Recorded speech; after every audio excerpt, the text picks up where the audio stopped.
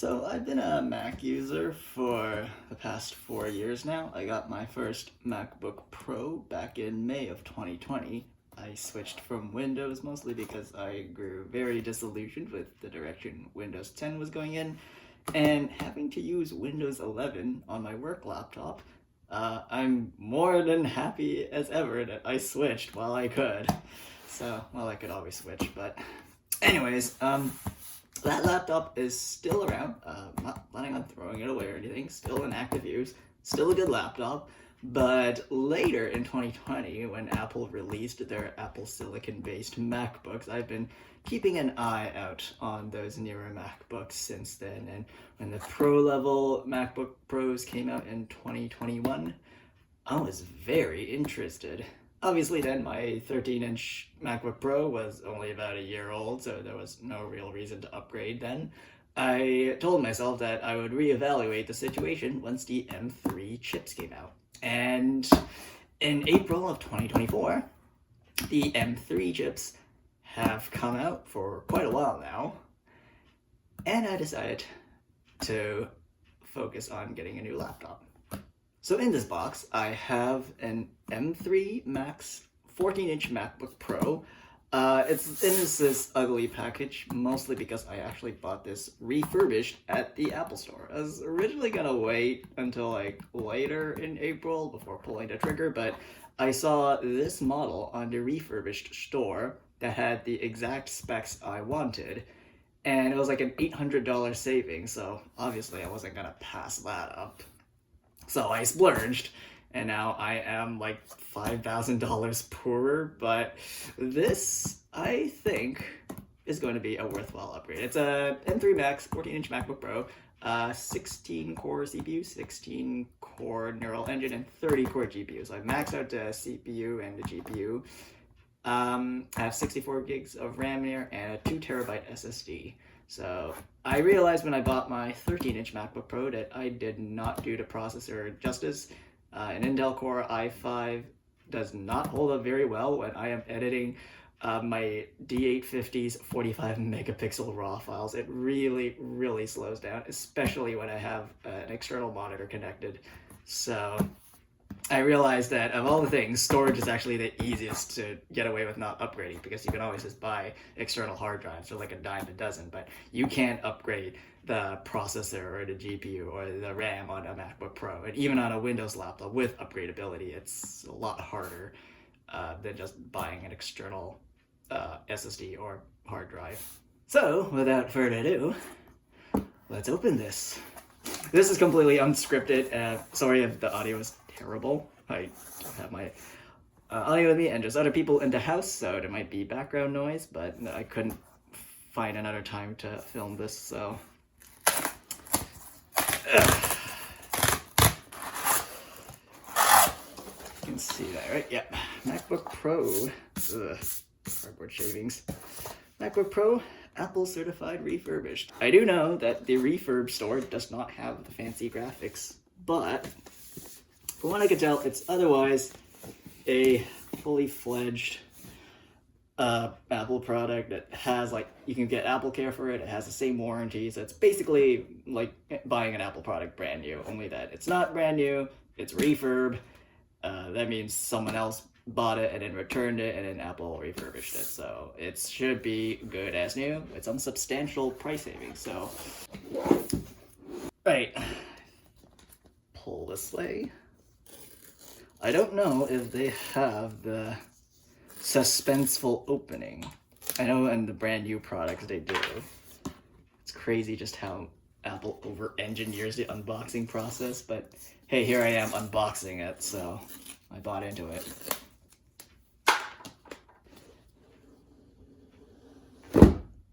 Oh, okay, so it does actually have the suspenseful opening.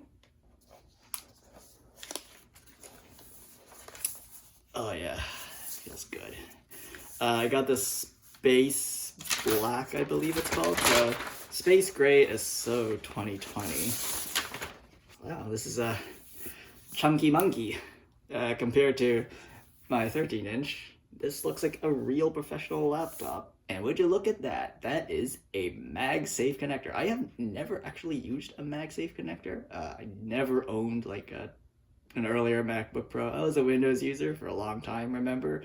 But these chargers were, when I saw them, I was pretty intrigued, especially the way that they would detach harmlessly when you tripped over them rather than taking your laptop along with the ride like every other charger. Of course, it still has like the standard USB-C, or well, in this case, Thunderbolt 4 ports, so you can still charge them with all of the USB-C cables I have accumulated over the years. Okay, I'll put this up on my desk. Braided MagSafe cable, so USB-C on one end and MagSafe on the other. And it's color braided to match the color of the laptop, so not the space black. I'll put that on my desk as well. Oh, you can see my toes. Dang it. And regulatory info. Yeah, just the manual.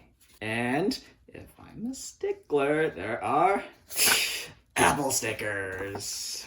I still have the gray ones from my 13-inch MacBook Pro. I never use them, I just keep them because I just find it charming that Apple, of all companies, that would happily sell you a separate charger and take out things like, I don't know, the polishing cloth or earbuds and stuff, would still insist on putting these stickers in here because, of course, Apple, of all companies, one of the most valuable companies in the world, makes lots of money a year, wants to cut costs by getting rid of chargers and earbuds and all that stuff, but they'll still insist on keeping these stickers. Here's the charging brick. Kind of hefty, but actually it's not that much bigger from my 13-inch MacBook Pro's charging brick. 96 watts.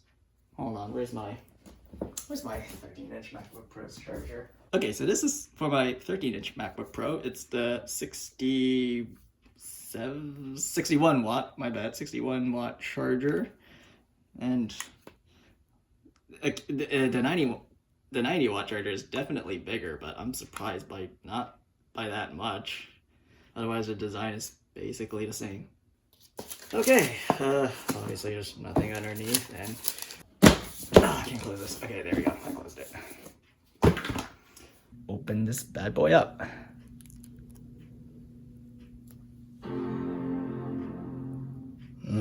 That gong.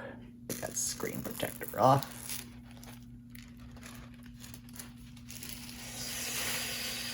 Okay. Oh, whoa. Okay. The notch. This was controversial when it came out. I do have Time Machine backups of my 13-inch MacBook Pro that I Mac think... OS contains a built-in screen reader called VoiceOver.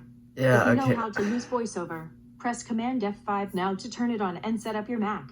If you would like to learn oh my how god, to shut use up. Okay, I was saying that I had Time Machine backups of my 13-inch MacBook Pro that I think you can use to transfer your files over to this one, so that's something that Apple kind of advertises. You can use Migration Assistant to just seamlessly transfer files over, but I think I told myself that I wanted to start fresh here, especially because I have like a lot of stuff on that 13-inch MacBook that won't really run on a Apple Silicon and Apple Silicon Mac, because I have like a few virtual machines for like Intel-based operating systems. So, and also it's nice to start fresh. I'm of that opinion where it's kind of nice to start fresh. Apple ID. Okay. Create an account. Okay. I can't use my Apple ID at all. No. Okay, I'll be a tennis ball then. Okay, creating an account. I'm kind of bummed that I can't actually change the account name to be capitalized. So lowercase Enoch is just gonna grind my gears so much.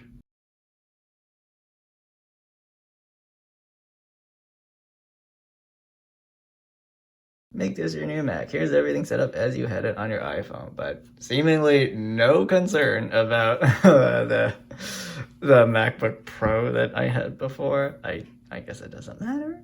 Even as my Apple Pay card. Weird. I guess I don't have to set it up here again. File vault disk encryption. Yes, I do that. And set up Touch ID. I usually use my right thumb. I used to use my right index finger, but I found that my thumb is actually a lot more stable. So, and I also use my left index finger as a backup. Wow, this is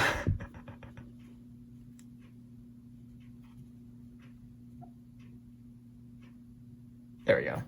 All right, I'm at the desktop with the Sonoma background, and lowercase e is going to drive me nuts. Why did Apple do this? Why do they not allow me to set a uppercase letter into?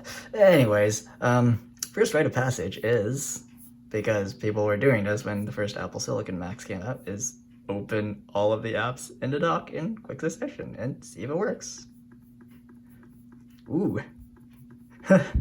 This is so much fun. Yeah, look at that. And open it all without breaking a sweat. My Intel MacBook Pro could never handle that. I mean, it would open all of it, but with exorbitant lag, and I can't hear the fans on this thing, so dang. Okay, there's one more thing I really want to test, and that is the MagSafe connector. I have never actually attached one of these before, but couldn't be too hard. I plugged the other end into a power strip on the other side of my desk. It is long enough to reach it, so this is in a good view. All right. That was a hit and a miss. Oh, I didn't plug it in. It's very tight.